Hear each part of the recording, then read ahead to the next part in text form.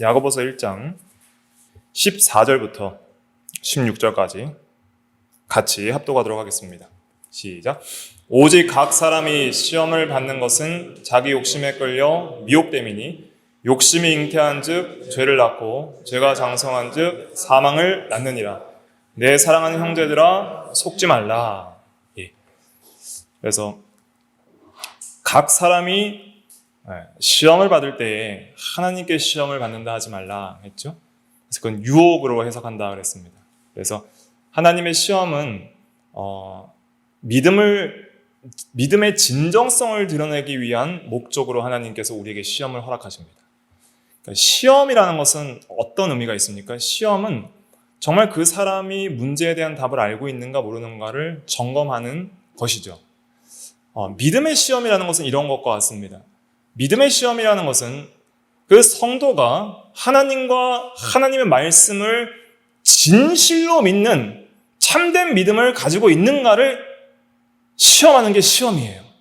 그 시험의 때에 정말 하나님을 끝까지 의지하고 말씀을 굳게 지킬 때에 그 시험을 통해서 그 믿음의 확실함이 드러나는 것이죠.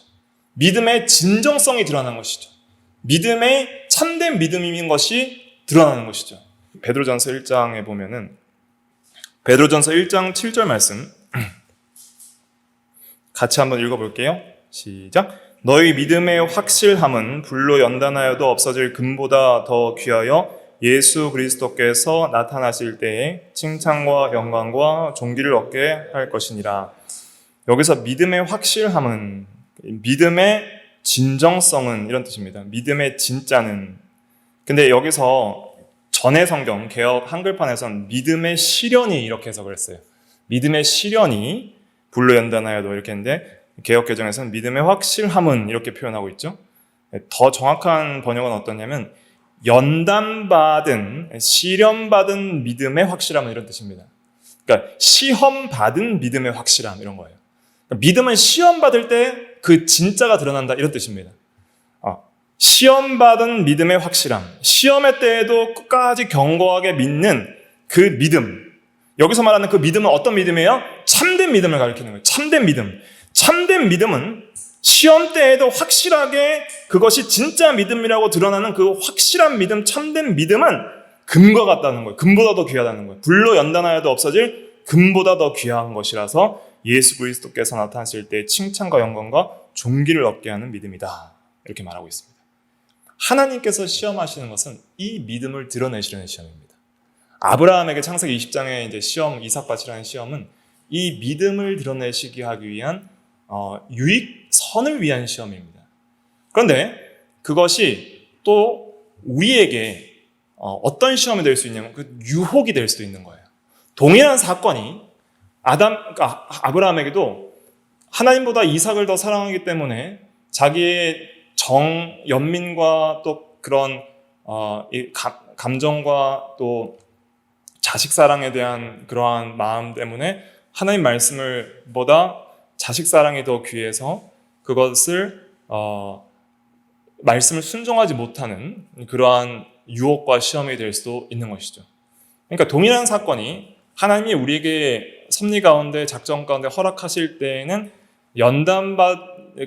연단받는 믿음을 통해서 확실함을 드러내려는 선한 의도이지만은 마귀가 그런 것을 이용할 때에는 유혹의 용도로 이용을 하는 것이죠. 또 우리가 그 사건 자체가 시험이 되진 않아요. 그 사건 자체가 시험이 되진 않는데 그 사건이 우리에게 유혹이 될 때에는 뭐에 끌려서 유혹이 되는 거예요? 자기 욕심에 끌려서 유혹이 되는 거예요. 그러니까 자기 욕심과 마귀의 유혹에 끌려서 그 사건이 시험이 될 수 있는 거예요. 그러니까 내가 욕심을 버리고 자기 욕심과 죄에 대하여 죽어버리면은 시험이 안 될 수도 있는 거예요. 유혹이 안 될 수도 있는 거예요. 그래서 각 사람이 시험을 받을 때 이 유혹을 받는 것은 이렇게 해석하는 것입니다. 여기서는 유혹을 받는 것은 하나님이 유혹을 하시는 것은 아니다. 하나님은 항상 믿음의 진정성을 드러내기 위한 선한 의도로 시험을 하시고, 그러나 우리가 나쁜 의도로 그 시험에 유혹을 받는 이유는 무엇이냐면 하나님의 악하심 때문이 아니라 나의 욕심 때문이다 하는 것을 여기서 증거를 하고 있는 것이죠. 각 사람이 시험을 받는 것은 자기 욕심에 끌려 욕심에 끌림을 받는다는 거예요. 나의 생각과 나의 지성이. 욕심으로 끌려서 진리의 지성이 파괴되고 이제는 나의 생각이 욕심에 이끌림을 당하여서 이제는 미혹이 되는 것이죠. 속는 거예요. 감정이 또 미혹이 되고 마음이 미혹이 되는 것이죠. 그래서 욕심을 품을 때에 죄를 낳는 거죠. 죄를 잉태하고 죄를 낳고 그 죄의 삭은 사망이 되는 것이죠. 그리고 죄가 장성하는 것은 더 많은 죄를 짓는 것이고 그럴 때 결국은 사망을 낳게 되는 것이죠. 내 사랑하는 형제들아 속지 말라 그랬습니다. 그래서 죄에 대하여 속지 말라 그런 말씀도 있고 또 문맥상에서 보면은 하나님을 악하다고 생각하는 그러한 죄를 짓지 말라. 하나님은 온갖 좋은 은사와 온전한 선물은 다 위로부터 빛들의 아버지께로부터 내려오나니 그는 변함도 없고 회전하는 그림자도 없으시니라 그랬잖아요. 하나님은 항상 선을 주시는 하나님인데 그러한 하나님에 대해서 악하게 생각하고 하나님께 원망불평하고 책임을 전가하는 죄를 짓는 그러한 속임으로 속지 말라. 죄에 속지 말라. 이런 의미로 우리가 이해를 할 수가 있겠습니다. 그래서 속지 말라 그랬습니다. 그래서 죄는 속이는 역사를 한다 하는 것을 미혹하는 역사를 한다 하는 것을 알 수가 있죠. 죄와 신자 7번째 시간, 신자 안에 내지 않은 죄 6번째 시간으로서 오늘은 죄 활동 중에 대적, 강압과 속임 중에 속임 2번째 시간이죠. 그래서 저번 주에는 지성을 속임을 했죠. 근데 다 못했습니다. 그래서 지성을 속임 후반부에 있는 속임에 대처하는 방법, 그걸 좀 살펴보려고 합니다. 좀 다시 한번 우리의 위치를 한번 파악을 해보겠습니다. 첫째 시간에는 죄의 법에 대해서 말씀을 드렸습니다. 죄는 내재하는 힘이다. 원리고 역사하는 그런 힘을 가지고 있다 그랬고 그 죄는 어디에 있냐면 마음 안에 있다. 마음 안에서 우리의 인격과 지속, 감정, 의지 전체를 주장하는 그런 힘이 있다는 것을 보았고 파악하기가 참으로 어려운 그러한 존재다는 것을 보았습니다. 만물보다 거짓되고 부패한 것이 마음이라 누가 능히 이를 알리오마는 참으로 파악하기 어려운 그런 일인데 말씀의 빛과 성령의 빛으로만 파악이 가능하다 하는 것이죠. 마음 안에 있는 파악 불가능한 이 죄는 말씀의 빛 아래서 적으로 파악이 됩니다. 육신의 생각은 하나님과 하나님과의 원수다. 하나님에 대한 적의다. 로마서 8장 7절. 그래서 적대감, 적임을 파악을 해야 했습니다. 그 적대감은 반감과 대적이라는 것을 통해 실제로 힘으로써 활동을 하게 됩니다. 그때 이 대적은 또 강압과 속임이라는 것을 통해서 활동한다고 우리가 성경을 통해 알 수 있는데 이제 우리가 속임을 알아보고 있는 것이죠. 그 속임에 대해서 첫째 시간에는 저번 시간에는 지성을 속인다 하는 것을 생각해 보았습니다. 오늘은 이 속임에 대처하는 방법, 속임을 이기는 방법에 대해서 생각해보고 다음 시간부터 또 계속 정서와 의지를 속이는 걸 통해서 통합적으로 이 인격을 속이는 것을 마음에서 역사하는 죄의 이 활동들을 한번 계속 추적해 봄으로써 우리가 이 대적을 이기도록 이렇게 힘을 써야 되겠습니다. 복습을 좀 하면 죄의 법에 대한 두 번째 증거는 죄의 활동인 유혹, 속임이다. 그래서 죄는 속임의 역사, 죄의 유혹, 또 유혹의 욕심, 속이는 일이 먼저 있고 그 다음에 죄를 범하게 한다 하는 것을 살펴봤고 마귀도 속이는 일을 한다는 것을 살펴봤습니다.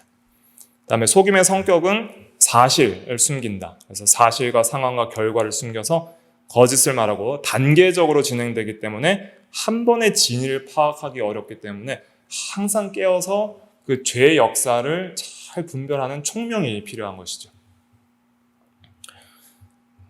죄의 과정을 살펴봤었죠. 그래서 궁극적인 목적, 죄의 목적은 사망에 있습니다. 죽이려고 하는 것에 있는 거예요. 그리고 항상 시험을 통해서 속입니다.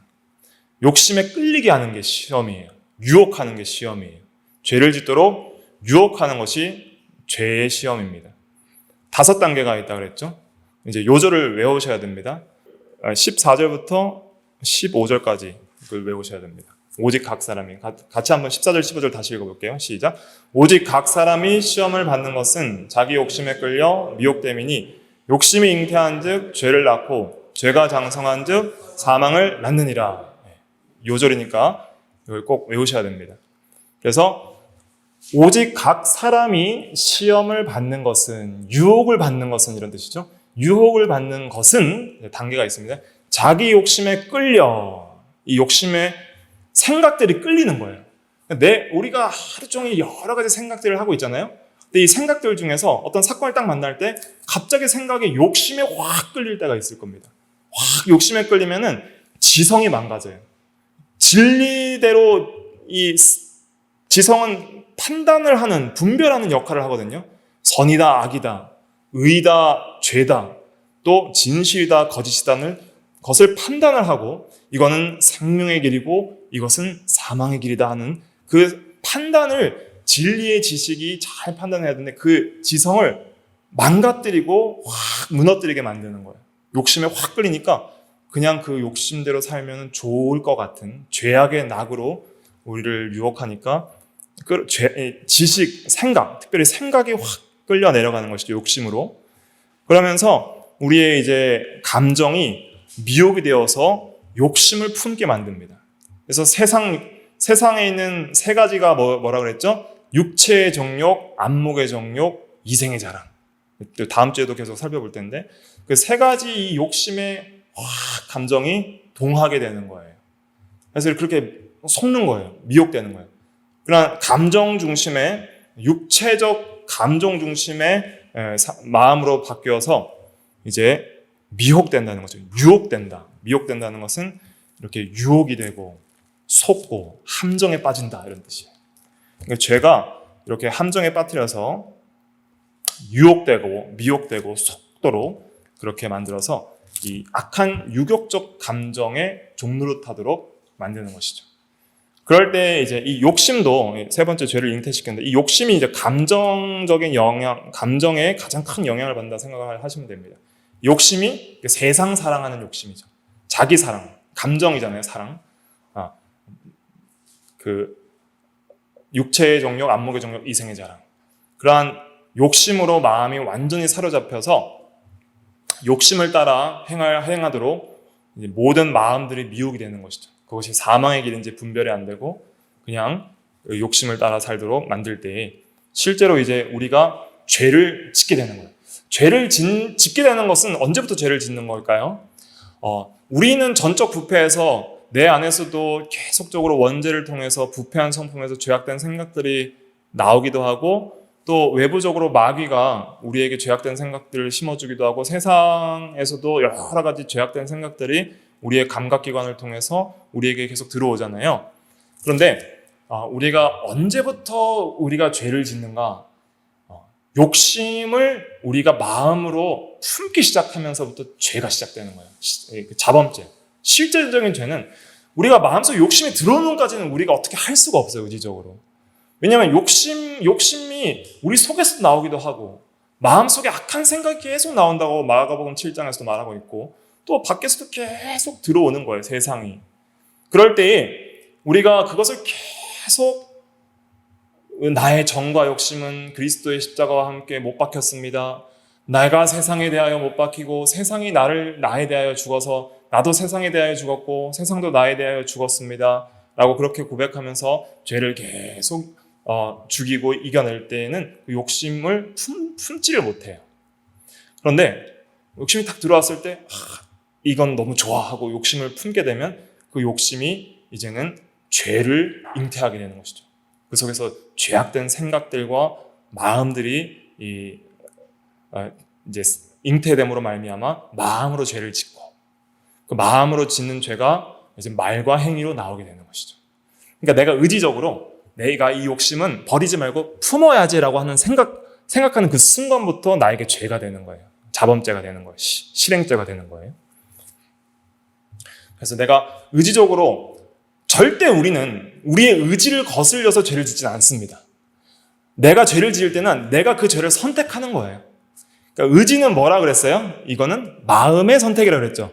조나단 에드워즈는 그걸 마음의 선택이라고 했는데 그 성경적으로 잘 표현한 것입니다. 마음의 선택이 의지예요. 내가 이걸 좋다 하고 이걸 선택하는 거예요. 욕심이 좋다 하고 선택하고 그걸 품기 시작하는 거예요. 그러니까 다윗이 그 궁전을 거닐다가 낮잠 자고 일어나서 궁전을 거닐다가 밧세바를 봤어요. 목욕을 하고 있었어요. 목욕하고 있는 밧세바를 보고 잠시 욕심이 들어오는 것까지 어떻게 할 수가 없는 거예요. 봤으니까. 하지만 이건 욕심이야 하고 바로 쳐내고 그 욕심을 품지 않고 욕심을 선택하지 않으면 그 죄를 짓지 않을 수 있는데 그걸 보고 아름답게 보이는 거예요.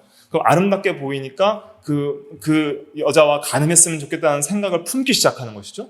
품으니까 그때부터 죄가 되고 죄악된 마음으로서 이제는 그 여자를 데리고 오라 하는 그런 죄악된 행위들을 하게 되고 실제로 간음죄를 짓는 그런 죄를 의지적으로 범하게 되는 것이죠. 품을 때부터 죄는 시작된다. 이거를 우리가 기억을 해야 되겠습니다. 그래서 욕심이 뭘 잉태하는 거예요? 품으면 죄를 잉태하는 거예요. 죄가 잉태하니까 죄가 이제 태어나는 거죠. 죄를 낳게 되고 죄가 태어나면 반드시 사망을 낳게 되는 것입니다. 그래서 이러한 단계적으로 이 죄의 속임의 과정들이 진행된다. 그래서 이제 이 요절을 외워야 됩니다. 오직 각 사람이 시험을 받는 것은 뭐에 끌려? 자기 욕심에 끌려 미혹됨이니 욕심이 잉태한즉 욕심을 품을 때부터 죄가 되는 거예요. 욕심이 잉태한즉 몰라요? 죄를 낳고 죄가 잉태되하여 죄가 낳고 그다음에 죄가 장성한즉 사망을 낳느니라. 이 요절을 잘 외워서 우리가 항상 죄의 유혹이 올 때마다 이 요절을 계속 묵상하셔야 됩니다. 각 사람이 시험을 받는 것은 욕심에 끌려 미혹됨이니 욕심이 잉태한즉 죄를 낳고 죄가 장성한즉 사망을 낳느니라. 내 사랑하는 형제들아 속지 말라. 사탄아 죄아가 물러가라. 이렇게 이제 선포하면서 죄를 이기도록 그렇게 힘을 써야 되겠습니다. 그럼 이제 쭉쭉 살펴봤고 우리가 이제 속임에 대처하는 방법을 간단하게 살펴보고 이제 마치겠습니다. 우리가 어떻게 이 속임을 이길 수 있을까? 존 오웬은 그에 저서에서 묵상과 기도를 중요한 은혜의 수단으로서 우리에게 제시하고 있습니다. 특별히 묵상은 말씀을 묵상하는 것이기 때문에 말씀과 기도라 해도 과언이 아니겠습니다. 특별히 묵상을 굉장히 중요하게 다루고 있습니다. 묵상이란 건 무엇일까요? 묵상이라는 것은 오늘 그 외운 요절 있잖아요. 야고보서 그 요절을 잘 외우고 계속 읊조리는 거예요. 계속 반복적으로 우리가 읊조릴 때에 그 말씀을 가지고 계속 묵상을 하는 것이죠.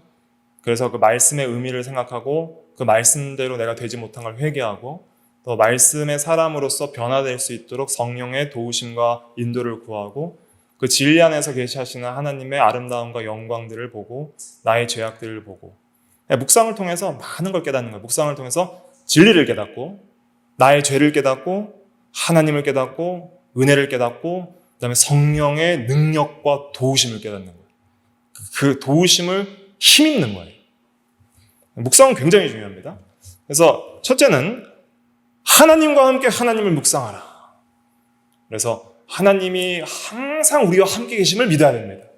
하나님이 내 안에 계시고 성령께서 내 안에 계시고 하나님이 나와 함께 하시니 함께 하시는 그 하나님을 사랑하고 그 하나님을 묵상하기를 우리가 항상 힘을 써야 됩니다. 그래서 하나님의 특별히 속성, 하나님의 탁월한 영광과 또 사랑과 인자하심과 아름다우심.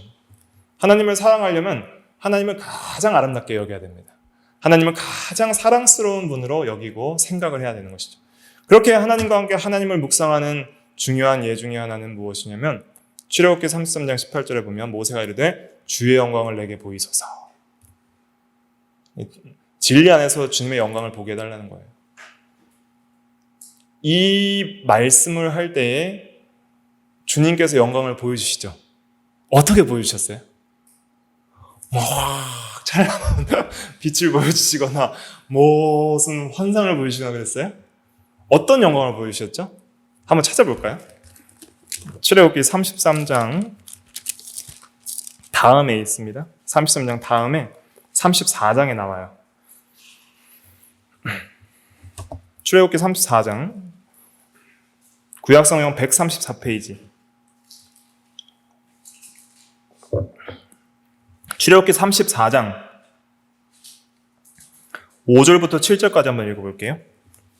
출애굽기 34장 5절부터 7절까지 같이 읽어볼게요. 시작.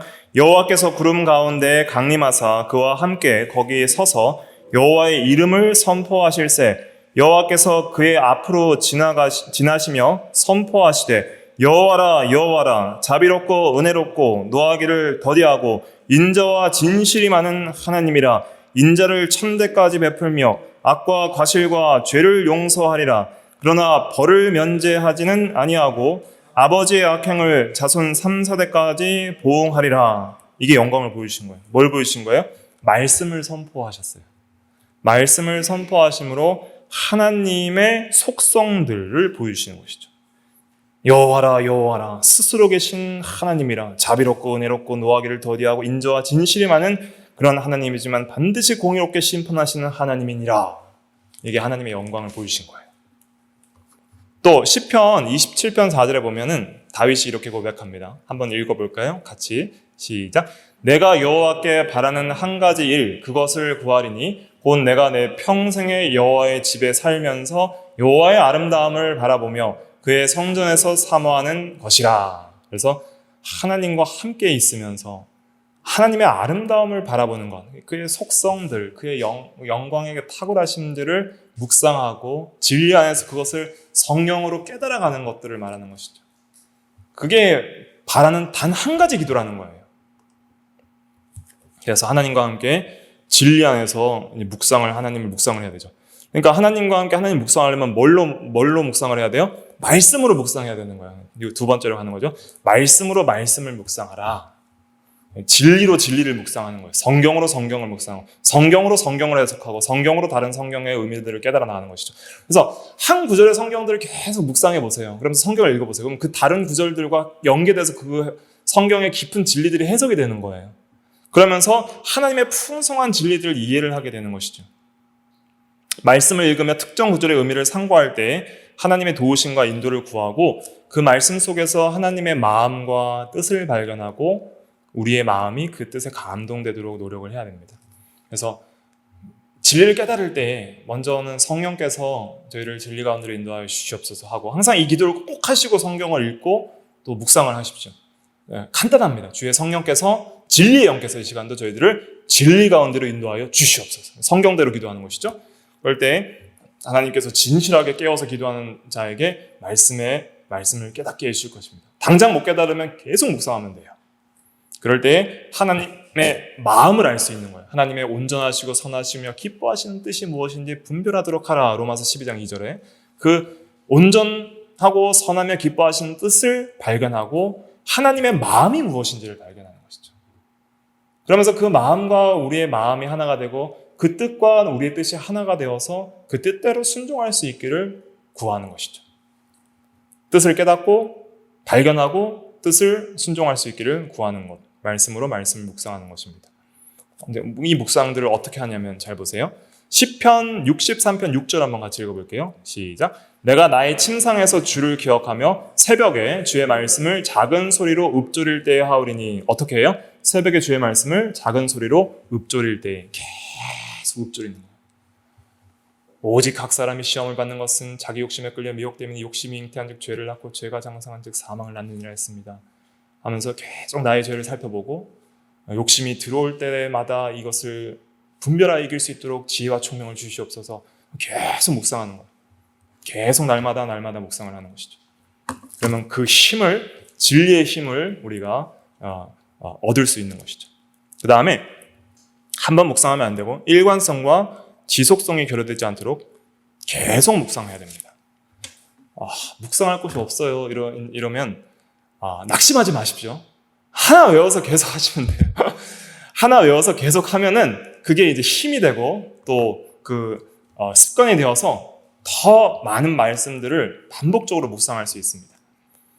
그래서 한 말씀을 계속 가지고 묵상하고 또 외워서 또 묵상하고 또 외워서 묵상하는 거예요. 복 있는 사람은 어떤 사람이라고 했죠? 주야로 묵상하는 자로다. 한번 읽어볼까요? 시편 1편 1절부터 3절까지 시작. 복 있는 사람은 악인들의 꾀를 따르지 아니하며 죄인들의 길에 서지 아니하며 오만한 자들의 자리에 앉지 아니하고 오직 여호와의 율법을 즐거워하여 그의 율법을 주야로 묵상하는 자로다. 여기까지만 보겠습니다. 그래서 오직 여호와의 율법을 즐거워하여 주야로 지속적으로 밤낮으로 묵상하는 도다 했잖아요. 그런 사람이 죄를 짓지 않는 거예요. 악인의 길을 따르지 않고 죄인의 길에 서지 않고 오만한 자리에 앉지 않는 그런 힘을 얻을 수 있는 것이죠. 그래서 묵상할 것이 없다고 낙심하지 말고 반복적으로 한 말씀이라도 묵상할 때에 우리가 새로운 깨달음을 주시는 그런 은혜들을 얻게 됩니다. 그런데 이 묵상이 왜 중요한가? 묵상과 기도를 통해서 죄를 파악을 할 수가 있습니다. 도대체 죄라는 존재가 뭔가 하는 것이 말씀을 묵상할 때 이게 존재가 드러나는 거예요.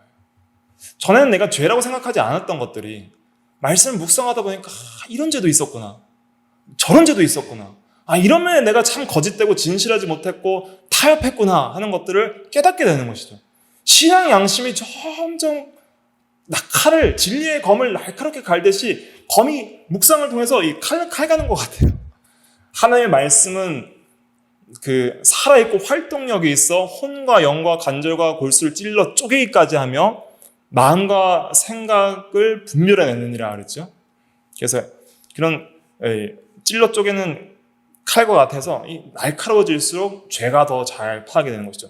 죄가 무엇인지, 또 죄와 함께 제휴하는 이 유혹의 시험이 무엇인지, 이게 시험이다 하고 판단해내는 거예요. 그러니까 우리가 보통 시험에 그냥 원망 불평하고 막 낙심하고 또 넘어지고 그러기가 쉽잖아요. 그런데 이제는 시험에 딱 오면은 감정이 갑자기 막 유격적으로 드러나는 게 아니라 이거 시험이네? 이렇게 되는 거예요. 지성적으로 평가를 이거 시험이야. 그럼 이겨야 되겠다 하고 그냥 진리의 말씀을 이겨나가게 되는 것이죠. 그런 시험을 파악하게 되고 또 죄가 얼마나 악한지를 분별하게 되는 거죠. 죄의 싹은 사망이다. 죄는 사망의 길이다 하는 것을 파악을 하는 거예요.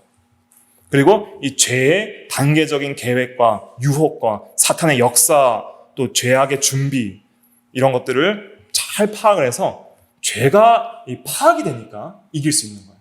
그러니까 마음속에서 죄가 파악이 안 되니까 맨날 복병 연막탄을 치고 총을 쏘는 적군처럼 수시로 공격을 하니까 툭툭 쓰러지다가 이제는 레이더망을 쫙 펼쳐가지고 진리의 말씀으로 죄를 싹싹 파악하기 시작하니까 이제 하나씩 이겨나갈 수 있는 그런 힘이 생기는 것이죠. 그 다음에 죄를 파악할 뿐만 아니라 중요한 것은 죄를 미워하게 되는 것입니다. 죄를 아주 미워할 수 있는 그러한 마음. 원래는 하나님의 법을 미워하고 하나님을 미워하던 반감을 가지던 사람이 이제 오히려 하나님을 사랑하고 죄를 미워할 수 있는 그러한 마음을 갖게 되는 것이 묵상을 통해 이루어지는 것이죠. 그래서 로마서 12장 9절에 보면은 악을 미워하고 선에 속하라 이런 말씀이 있잖아요. 악을 미워하고 선에 속하라 하는 말씀대로 붙들리면 악을 미워할 수 있는 것이죠. 또 묵상과 기도는 죄를 대적할 수 있는 힘과 능력을 얻는 거예요. 하나님의 능력, 모든 시험을 이기신 예수님의 능력. 예수님께서 나를 대신하여 다 시험을 이겨주셨다. 시험을 받지 않으셔야 할 하나님께서 마귀 시험을 대신 받아주신 것은 우리로 하여금 시험을 이길 수 있는 힘을 주시려고 그렇게 이기신 거거든요. 그래서 그 힘을 우리가 공급받게 되는 것이죠. 그래서 싸워서 모든 죄의 활동을 이기고 좌절시키는 그러한 역사를 기도 시간에, 묵상 시간에 하는 거예요. 자, 그러면 영적 전투의 현장은 결국 어딜까요? 기도의 자리인 거예요. 시험과 죄악과 마귀를 철저하게 이기고 마귀의 머리를 깨트리는 그 승리의 전장은 바로 묵상과 기도 시간인 거예요. 예수님께서 십자가 지시기 전에 이미 그 십자가의 고난과 죽음과 시험을 어디에서부터 이기신 거예요? 겟세마네 동산에서 땀방울이 핏방울이 되도록 그렇게 간절히 기도하시는 기도를 통해서 이미 이기시고 십자가를 지신 거예요. 그러나 제자들은 그 기도 시간에 그 기도를 하지 못함으로써 시험의 때에 주님을 다 버리고 떠났던 것이죠. 그러니까 기도 시간이 전쟁 시간이다. 기도할 때마다 아주 장엄한 그런 군사의 어떤 마음을 가지고 이제는 마귀의 머리를 부신다는 생각을 가지고 죄를 부신다는 생각을 가지고 그렇게 나가는 시간이 되도록 힘을 써야 되겠습니다. 근데 죄는 이걸 못하게 하는 거예요. 항상 이 마귀와 죄는 어떻게 하든지 묵상과 기도를 못하게 만드는 것이 또 이 죄의 전략입니다. 어떤 핑계가 있을까요? 우리가 다 공감하는 핑계들입니다. 첫째, 한번 읽어볼까요? 1번 시작. 피곤하다는 핑계. 죄는 육체의 피곤함을 이용한다. 너무 피곤해서 못하겠다. 예수님께서 말씀하셨죠? 시험에 들지 않게 깨어 기도하라. 마음에는 원이로되 뭐가 약해요? 육신이 약하도다. 제자들은 다 졸고 있었습니다. 주님, 저희는 졸려서 못하겠습니다. 피곤해서 못하겠습니다. 육체의 피곤함을 우리가 이기도록 힘을 써야 되겠습니다. 참 어려운 문제예요. 저도 목사이지만 피곤할 때는 참 기도하기가 힘들어요. 그래서 지혜는 무엇이냐면 안 피곤하게 만들고 기도하는 게 참 중요한 것 같습니다. 그래서 새벽에 기도를 하려면 일찍 자야 되는 것이죠. 네, 그래야지 깨어서 기도하기가 좋은 것이죠. 그래서 기도 시간에 깨어서 기도할 수 있도록 자기의 어떤 마음과 육체를 잘 관리하는 것이 중요하고, 또 때로는 하나님의 은혜를 주실 때도 있어요. 이런 좋은 명언을 남기신 또 신앙의 선배가 있는데, 선배 이름은 기억 안 나는데 제가 책에서 읽었는데, 내가 아침에 일어나서 기도하지 못하는 것은 주님보다 잠을 더 사랑하기 때문이다. 이런 말씀을 하신 분도 있고, 그래서 우리가 육체가 피곤한 핑계는 누구나 가지고 있는 핑계고 목사조차 가지고 있는 핑계입니다. 하지만 우리가 이것을 이기도록 그렇게 힘을 쓰고 또 지혜롭게 육체의 관리를 잘 해야 되겠습니다. 둘째, 시간이 없다는 핑계를 대게 됩니다. 죄의 속임은 이런 부패한 추론을 이용하는데, 내가 직장 일에 바쁘고 다른 일에 바쁘고 또 기도까지 하면은 내 인생에 손해가 많다. 일도 못하고 공부도 못하고 또 여러 가지 일을 할 수가 없다. 도대체가 시간이 없다. 사실은 저희가 청년부 이렇게 모임하고 청년부 이렇게 부서장을 하고 할 때에도 이렇게 부원들을 이끌면서 셀 모임 같은 거 하다 보면은 다 시간이 없대요. 그래서 그러면 5분이라도 기도하자 뭐 그런 이제 캠페인도 하고 했었는데, 우리가 이것도 사실은 내가 진짜 하고 싶은 건 시간이 없어도 하잖아요. 그리고 우리가 하나님께서는 우리에게 충분한 시간을 주셨습니다. 이걸 믿어야 돼요. 영적 일을 못할 만큼 바쁘게 만드시진 않았어요.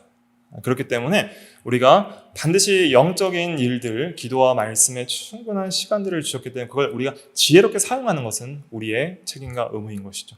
또 다른 의무들로 기도를 대신한다. 특별히 나는 성경 많이 읽었으니까 기도 좀 안 해야 된다, 안 해도 되겠다, 그렇게 생각하시면 안 됩니다. 교회 예배 잘 드렸고 주일 성수 잘하고 또 예배 안 빠졌으니까 기도는 안 해도 되겠다, 이런 다른 영적인 의무들을 기도를 대신하는 걸로 생각을 해서는 안 됩니다. 기도는 기도 자체로서 우리의 의무인 것이죠.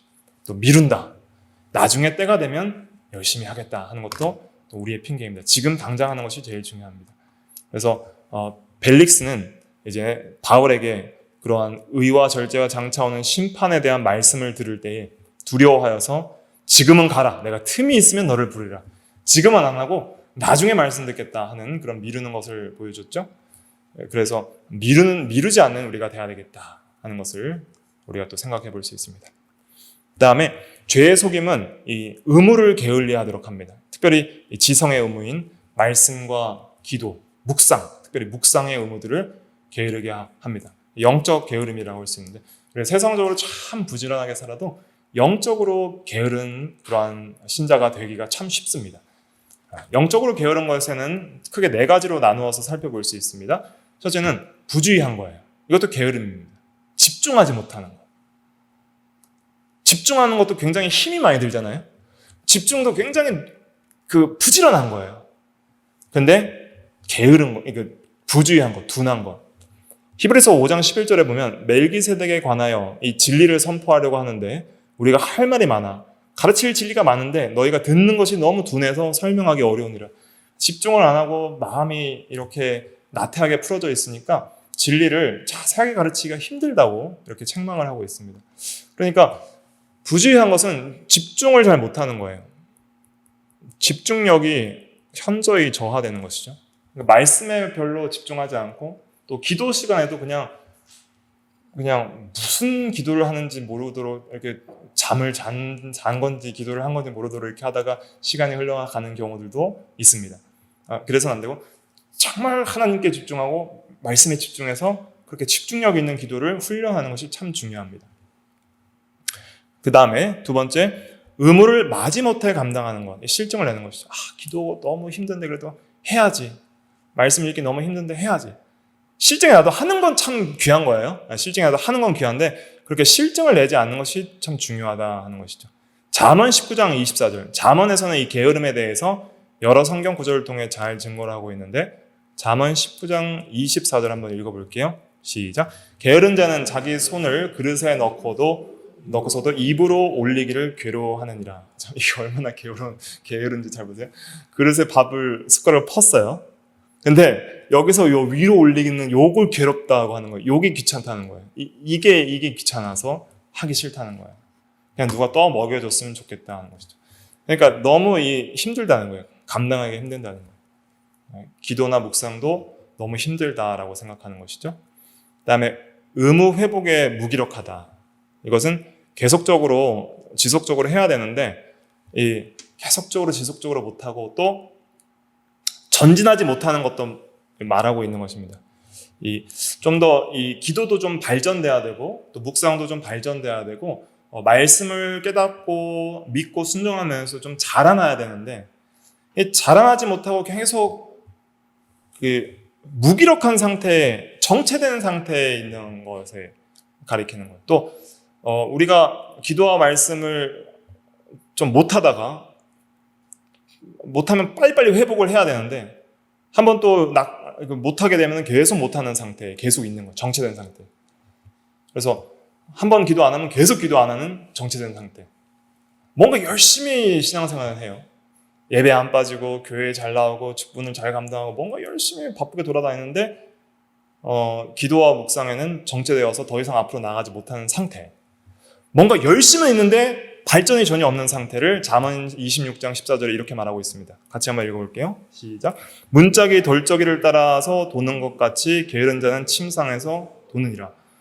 뭔가 열심히 문은 계속 움직이잖아요. 그 돌적이를 따라서 계속 열렸다 닫혔다 하는데 문은 어떤 발전이 없는 거예요.